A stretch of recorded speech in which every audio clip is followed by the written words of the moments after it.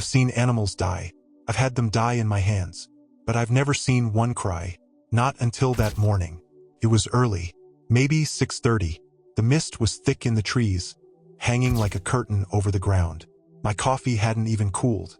I just stepped out onto the porch when I heard it. A sound I couldn't place at first, somewhere between a whimper and a scream. I stepped down onto the wet grass, barefoot. The sound came again, softer now but closer. Then I saw her. She stood right on the edge of the trees.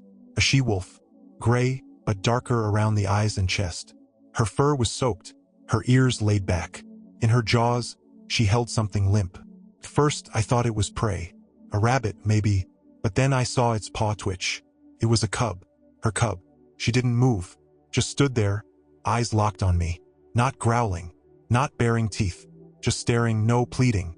I could swear there was something human in her eyes. That look. The way a mother might look at a doctor in a hospital hallway. Not asking, but begging. I whispered, "Jesus." She took a step forward. Every instinct told me to back away. Wild animals are unpredictable. Wolves especially. I'd lived around them long enough to know better than to approach. But something else rooted me to the spot. Something primal, deeper than caution. She set the cub down. His breathing was shallow. I could see its ribs. The fur around its mouth was crusted with something dark. Blood, maybe, or bile. One leg was bent wrong. It was trying to move, but there wasn't strength left in its tiny body. I didn't think. I just moved. I grabbed a towel from the porch, stepped into the clearing. My heart pounded like I was walking toward a live wire. The she-wolf didn't budge. She watched my every move. When I reached the cub, I crouched slowly, gently wrapping it in the towel. That's when she growled.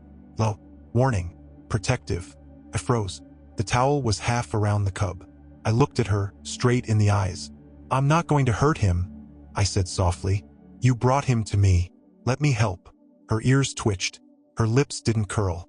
She stopped growling. Slowly, I lifted the bundle into my arms and backed away. She followed for 2 steps, then stopped. As I stepped onto the porch, she sat. Just like that. Saturday. She didn't move as I opened the door. Didn't run when it slammed behind me. She didn't seem afraid at all. Inside, I cleared the kitchen counter. Laid the cub down. He was so small. No more than 4 or 5 weeks old. And so still. I turned on a lamp. Checked his leg. Broken. Possibly infected. I grabbed an old medical kit, leftover supplies from when I used to work with rescue animals. I hadn't opened it in years. The smell of antiseptic hit me like a memory. Gloves, gauze, iodine. I knew what to do, but my hands shook more than they should have. Maybe it was the moment. Maybe it was the eyes of the mother, still etched into my thoughts. I cleaned the wound first, disinfected, splinted the leg as best I could with 2 popsicle sticks and gauze. The cub whimpered once, but didn't fight. Next came fluids. I had a feeding syringe, lukewarm water, a dash of honey. I eased a few drops into his mouth. He swallowed, barely. It wasn't enough, but it was something. His breathing hitched but didn't stop. That felt like a win. I stayed by him for hours. Outside, the she-wolf never left. I watched her through the kitchen window. She paced a bit, lay down, stood again. But she never strayed. Once I thought she was gone, but a glance through the side window proved me wrong. She was watching from the edge of the woods. I couldn't explain it. This wasn't normal. Wild animals don't bring their dying to humans. They hide. They flee. But she came to me, like she knew, like something told her there was a chance here. By nightfall, the cub was still breathing. A little steadier now. His body was warmer. His ears twitched when I touched his paw. Small signs, but enough to make me hope. I made a bed for him in a plastic bin with blankets and a hot water bottle. I kept him in the corner of the room, away from drafts. Every hour I checked on him. Every hour he was still with us. Before going to sleep, I opened the door. The she-wolf sat at the edge of the yard. Still, silent.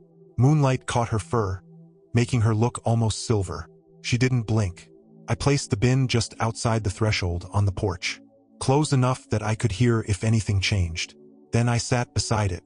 My coffee from that morning was still half full. I sipped it cold. We stayed like that for an hour. Then she came closer, one slow step at a time. No growl, no tension. She reached the bin, sniffed her cub, nudged him gently, then looked at me. She lay down, right there on the porch, and I sat beside a wild she-wolf, guarding her broken cub, as the night fell around us like a blanket. I didn't sleep. Not really. I listened, to her breathing, to the cub's slow, fragile heartbeat, to the wind brushing the trees, to the distant hoot of an owl. Once, a branch cracked somewhere deep in the woods, and she lifted her head, alert, but didn't leave. At some point, around 3 in the morning, she rested her head on her paws and closed her eyes. And me? I just sat there, one hand on the edge of the bin, making sure the cub was still warm, still with us. And for the first time in a long time, I didn't feel alone. Not just because they were there, but because something in that moment reminded me why I once chose to care, why I still could. The storm rolled in that afternoon. By 4 o'clock, the rain was steady and cold, slapping against the windows and filling the gutters. Thunder echoed in the distance, low and threatening.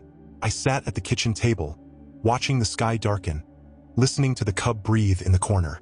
He was still with us, weak but alive. I'd named him instinctively, though I hadn't said it out loud to anyone. In my head, he was Scout. The name just came to me the second night, when he'd lifted his head a full inch off the blanket and looked around with those unsure, glazed eyes. Fit. He was a survivor. 3 days had passed since his mother brought him to my porch. 3 nights of interrupted sleep, of checking his pulse, of cleaning up after him. The infection in his leg had started to fade. I kept changing the splint, flushing the wound, keeping him hydrated. His appetite had returned slightly. He could now swallow soft broth and tiny bits of soaked kibble I'd ground up and mixed with vitamins. The she-wolf. God, she still hadn't left. She'd taken to lying against the side of the house, beneath the kitchen window. I tried calling animal control the first morning, thinking they'd relocate her, but the thought made my stomach turn. She wasn't just some stray predator. She was a mother, and she trusted me. She didn't howl. She didn't pace or snarl. Just waited. Sometimes I'd talk to her through the window. Just quiet words. I don't know why. Maybe for me more than her. "You did good," I whispered one night. "He's strong. You picked the right house." I never expected her to answer, but the way her ears turned slightly in my direction every time I spoke, it was enough. That rainy afternoon, I sat beside Scout. He was curled in a nest of flannel shirts and old towels, his breathing no longer ragged, just shallow. He blinked slowly, then closed his eyes again. I reached over and gently rubbed behind his ear. He flinched at first, then relaxed. That little shift broke something in me. It was the first physical contact we'd had that wasn't medical. Just touch, just care. Later that night, the power went out. I lit a few candles, grabbed my flashlight, and moved Scout's bedding closer to the fireplace. It took me 20 minutes to get the fire going. The she-wolf had disappeared into the trees during the storm, but I wasn't worried. I had the feeling she wasn't far. By 9, the wind died down. I sat beside the fire, Scout's tiny chest rising and falling beside me. I read an old paperback aloud just to fill the silence. I'm not sure which of us needed it more. When I opened the front door to check if the rain had stopped completely, she was there, soaked, muddy, but alive and alert. Her eyes locked on mine. No fear, no hesitation. I stepped aside. She came forward slow, deliberate steps and stopped at the edge of the porch. Water dripped from her coat onto the wooden boards. For a moment, neither of us moved. Then I reached out my hand. It was stupid, could have gone badly, but it didn't. She lowered her head. I touched her. Her fur was coarse and damp. She didn't pull away. I kept my hand there for a few seconds before withdrawing. It was enough. That moment, just those few seconds, it was like the invisible line between man and wild had blurred. I stayed outside longer than I meant to, just sitting there, feeling the wet night air, listening to the world reset itself. The trees were dripping. Somewhere far off, an owl called out.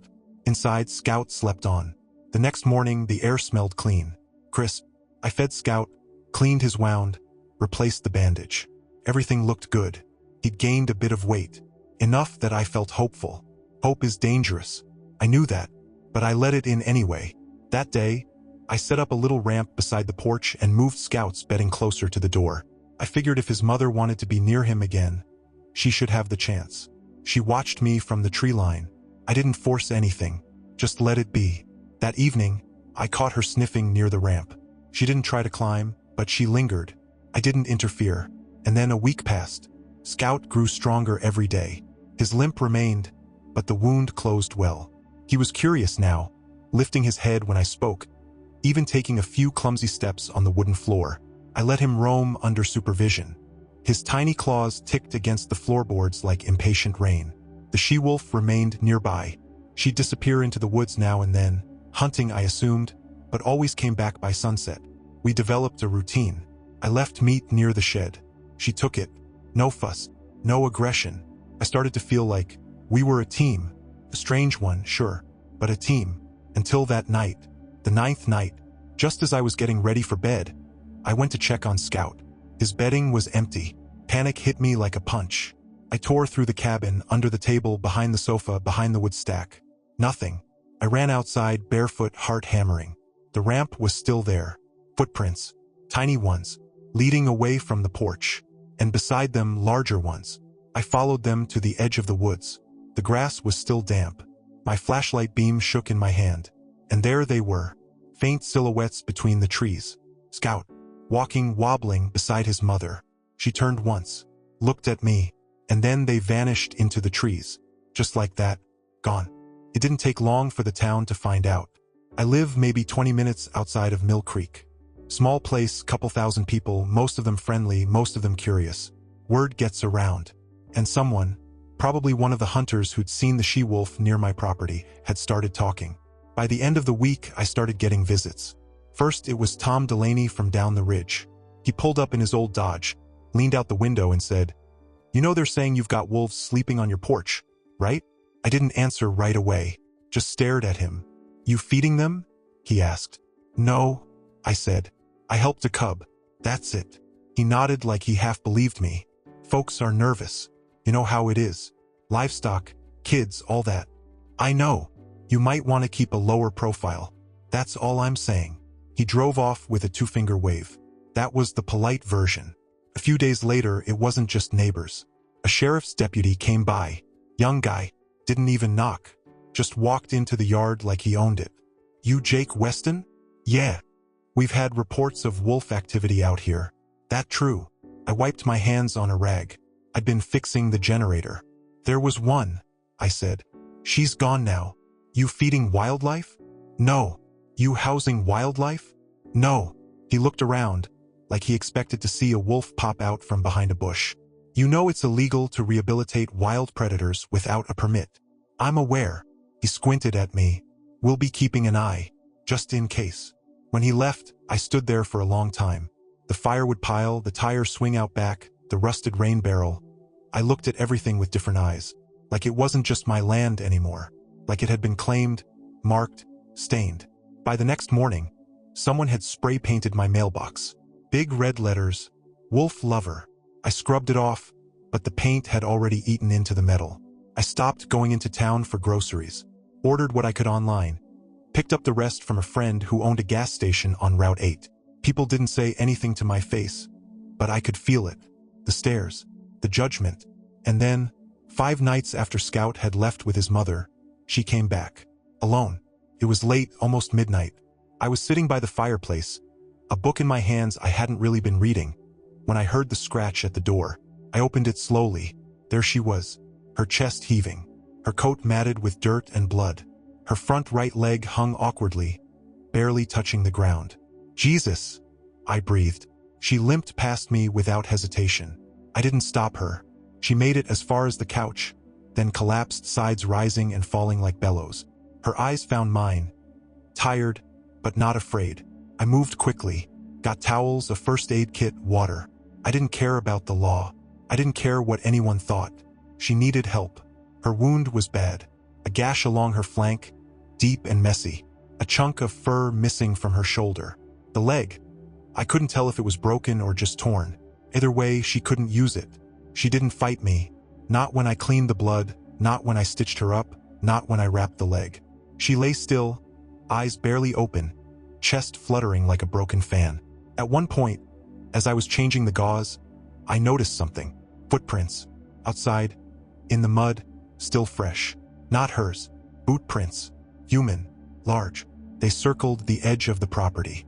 Crossed the porch. Paused by the side window. And then drag marks. like something heavy had been pulled. I followed them around the back. They stopped near the shed, then disappeared into the trees. Cold knot twisted in my stomach. Someone had been here, watching, maybe waiting. I ran back inside, locked the door, checked the windows. The she-wolf was still on the couch, her breathing shallow. I sat on the floor beside her, heart pounding. I thought of Scout. Where was he now? Was he safe? Had something happened? I didn't sleep that night. I sat there with her, the fire burning low, every creak of the house sounding like a footstep. In the morning, I called Garrett. He was an old friend, a forest ranger who knew the area better than anyone. I need your eyes on something, I told him. He showed up by 10. Examined the tracks, the marks in the mud, the torn-up grass. He didn't say much, just kept frowning. Finally, he looked at me. Someone was here, all right, and they weren't out for a walk. You think it's legal? I asked. Garrett shook his head. If they were setting snares or traps, it wasn't sanctioned. I'll ask around. He looked through the window at the she-wolf. She shouldn't be here. She had nowhere else to go. You know what this looks like, Jake? I do. He nodded slowly. You're not the only one people are talking about. A rancher up the valley lost a goat 2 nights ago. They're gonna come looking. I didn't reply. Garrett sighed. I'll keep you posted, but be careful. This is more than just a wolf problem. When he left, I stood in the doorway for a long time watching the trees. The forest was quiet, too quiet. The morning after Garrett left, I couldn't shake the feeling that something was wrong. The air was thick, heavy with a kind of silence that didn't feel natural. Even the birds seemed to be holding their breath. The she-wolf was resting better.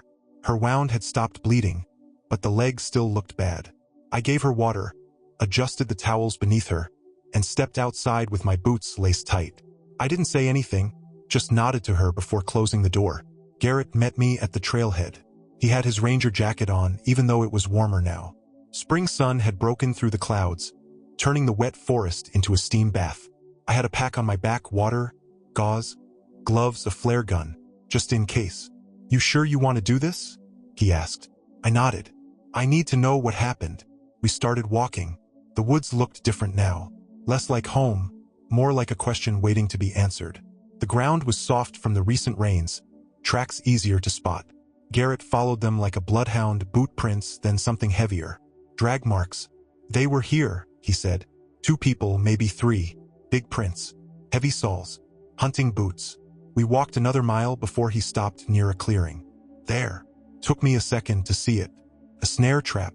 Thin wire loop, set low, partially hidden by leaves and mud. The wire was stained with blood. Next to it, fur. Gray fur. My jaw clenched. Garrett knelt. Fresh. Within the last 48 hours. Illegal? I asked. He nodded. We don't authorize traps this close to residential lines. And definitely not for wolves. We found 2 more snares within the hour. One had snapped. The wire twisted like something large had thrashed hard and broken free. Beside it, more drag marks.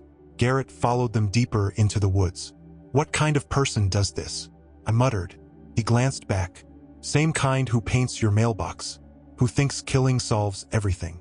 Then we saw the clearing. At the far edge, a small camp. Tarp over a lean-to, fire pit still warm, and beside it, tools. Knives, traps, meat hooks. We approached slowly. No one there. Garrett looked around, then picked something up from the dirt. A cigarette butt. Still warm. They're close. That's when we heard the crunch. A branch maybe 50 yards behind us. We turned. A man stepped out from behind a tree holding a rifle. Older, thick beard, camo jacket. I recognized him. Bo McKinley, Garrett said flatly. I figured it was you, Bo replied. Ranger boots leave a hell of a trail. You know you're on private land? Bo shrugged. Just keeping the area clean. With traps. He didn't answer. I stepped forward. Did you take the cub? His eyes flicked to me. What cub? You know damn well what I mean. Garrett raised a hand. Jake. No, I said. He knows. Bo's grip on the rifle tightened. You think I'm the only one out here who doesn't want wolves breeding near our town? You think you're the hero, but all you're doing is inviting trouble. You nearly killed her, I said. She crawled back to my house bleeding. She shouldn't have come close in the first place. You shot her. He smirked. Didn't say that. My fists clenched. Garrett stepped between us. Enough, he said. This is done. Bo, pack your gear. You're coming with me. You got a warrant? No, but I've got pictures and I've got enough to report you. Your choice. Bo hesitated. Then slowly, he slung the rifle over his back and started dismantling the lean-to. Garrett turned to me. Go home. I'll handle this. I'm not leaving you here alone. He gave me a look. The kind that says shut up, trust me. I nodded, finally, and started back down the trail. By the time I reached my truck, my hands were still shaking. When I got home, the she-wolf was awake. She lifted her head when I entered, ears twitching. I sat beside her and whispered, I found him. I know who hurt you. She blinked, slow and steady. I don't know what she understood, but I felt like she knew something had shifted. That night, Garrett called. Bo confessed to setting the snares, claimed he didn't shoot anything, but we both know better. Anything about the cub? Nothing concrete, but he mentioned seeing 2 wolves, one limping, one smaller. Said he scared them off. So Scout's alive? Maybe. No guarantees. There was a pause. Jake, Garrett said, voice low. If she's still alive, it's because of you. But now, your name's in the open. You're not invisible anymore. And Bo's not the only one out there who wants the woods clean. I looked over at her. She was asleep again, chest rising and falling in a slow rhythm. Understood, I said. I hung up, then sat there for a long time. The fire crackled. Outside, wind moved through the trees like a warning. I knew it wasn't over. If you love stories about wildlife rescue, click the subscribe button below. Here's how the button looks on different devices. Every subscription helps spread these stories and raise awareness. The more people know, the more animals get the help they need. And remember, subscribing is completely free. Click subscribe now and join us in protecting wildlife. It had been 3 weeks since the night she came back, bleeding and alone. 3 weeks of careful tending, quiet nights, and too many unanswered questions. The forest had started to change again. Buds on the trees, birdsong in the morning, air that no longer bit at your skin but whispered of something warmer. Spring had arrived, and then one morning she was gone. I found the blanket empty, still warm, the door slightly ajar. I hadn't heard a sound, no scratch, no whine, just gone. I stepped outside, scanning the yard. The morning was bright, dew still fresh on the grass. My eyes followed the trail she must have taken, through the brush, down toward the creek. Path she already knew. I didn't panic. Somehow I knew she'd be back. By noon, I was chopping wood out back when I heard the sound. Not a growl, not a bark, something softer. A yip. I turned. She stood at the edge of the clearing, and behind her 2 tiny shadows, wobbling, tripping over themselves, fur puffed out in tufts like dandelions. 2 cubs, maybe 6 weeks old, one darker than the other, both clumsy and bright-eyed. She looked at me. I didn't move. The cubs crept forward, curious. One let out a sneeze. The other sat down in a patch of sunlight and started chewing a stick. She stepped closer, and I saw it. Her side, where I'd stitched her up, was red again, swollen, the fur around it matted with fresh fluid. She was favoring the leg worse now, walking with a pronounced limp. She hadn't healed. She'd gotten worse, and still she'd brought them here. I walked toward them slowly, no sudden movements. She lowered her head as I approached, not in fear, but in acknowledgement. When I reached her, I knelt. The cubs were sniffing my boots. One tried to tug on my shoelace. I see you brought the whole family, I whispered. She leaned against me for a moment, just long enough for me to feel her weight, her heat, then sat down heavily. Her breathing was shallow again. I didn't wait. I lifted her gently, whispering reassurance the whole time. She didn't resist. The cubs followed behind us, yipping and sniffing. Inside, I laid her down on the same bed of towels, cleaned the wound again. The infection had returned, deeper now, angry and raw. I gave her fluids, antibiotics I still had from Scout's treatment. Her eyes fluttered, but she stayed conscious. The cubs curled beside her, quiet for the first time. That evening, I got a knock on the door. Not a visitor, not Garrett. 2 men, one in uniform, one in a suit. Mr. Weston, the suited one said. I'm with Wildlife Enforcement. We've received multiple reports. I said nothing. We understand you've had continued interaction with a gray wolf, possibly more than one. Is that accurate? I didn't answer right away. Then I stepped aside. They saw her. The agent's expression shifted. She's injured, I said. I treated her. That's all. This is a violation, the uniformed man said. You know that. I know what would have happened if I hadn't. They looked at each other. Then the agent sighed. We're not here to arrest you, but this can't continue. You've blurred a line that shouldn't be crossed. She crossed it first, I said quietly. He didn't argue. They left after taking photos. Said there'd be a formal notice. I nodded. Thanked them for not bringing a cage. That night, I sat beside her again. The cubs were asleep, warm and tangled in her fur. She opened her eyes briefly. You did good, I said. They're strong, just like Scout. Her breath caught, and for a moment I thought she was slipping, but she held on. For 3 more days she stayed. I fed the cubs, cleaned the wound, kept her warm. She didn't eat much, but she drank. Enough. And then, the 4th morning, she stood up. Slowly, carefully, she nuzzled the cubs awake. She looked at me, and I knew. She was leaving.